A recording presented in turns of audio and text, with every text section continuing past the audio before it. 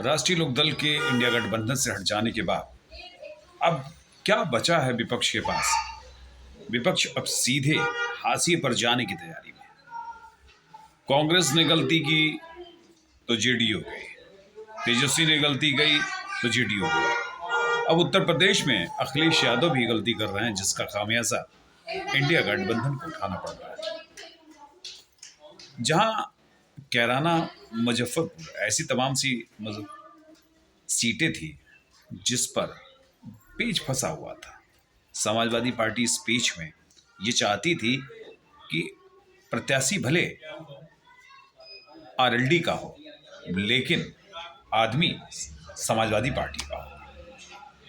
और ये बात जयंत चौधरी को रास नहीं है।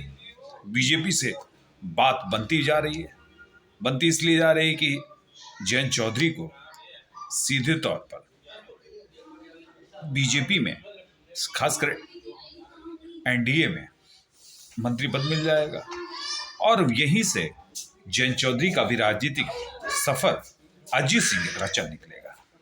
अजीत सिंह कभी ये सोचते रहे कि उनका राजनीतिक सफर चलेगा या ना चलेगा, लेकिन वो हमेशा बीजेपी के करीब रहे, कभी इधर गए कभी उधर गए, और खासकर उनका नजरिया और रामविलास पासवान का नजरिया कभी साफ नहीं आया।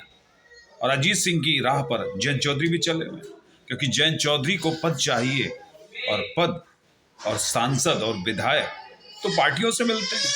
अभी सपा का हाथ लपका तो सपा के साथ चले गए, अब बीजेपी के साथ गले मैया कर रहे हैं कि उनको 3 पार्लियामेंट मेंबर मिल सकते हैं और शायद उनको मंत्री पद भी मिल जाए। तो ये सारी राजनीति की रसूखें एकदम ताल बर ताल बैठ रही हैं और इंडिया गठबंधन की कवायद कमजोर होती जा रही है।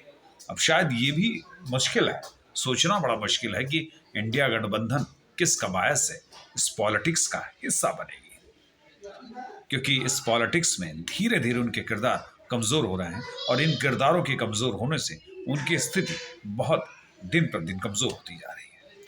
उत्तर प्रदेश में कांग्रेस और समाजवादी पार्टी का गठबंधन है। कांग्रेस को सभी हालात सभी जानते हैं कि कांग्रेस किस हालात में उत्तर प्रदेश में।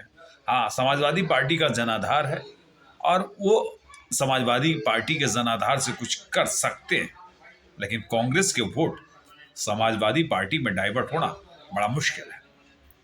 फिर भी इंडिया गठबंधन तीर नजर पर काम कर रहा है, लेकिन अभी भी अश्क में ये भी छिपा बैठा कि आखिर भविष्य की इबारत कैसे लिखी जाएगी। फिर भी जहां देखिए अब इंडिया गठबंधन के पास अब बहुत कुछ ज्यादा नहीं बचा है।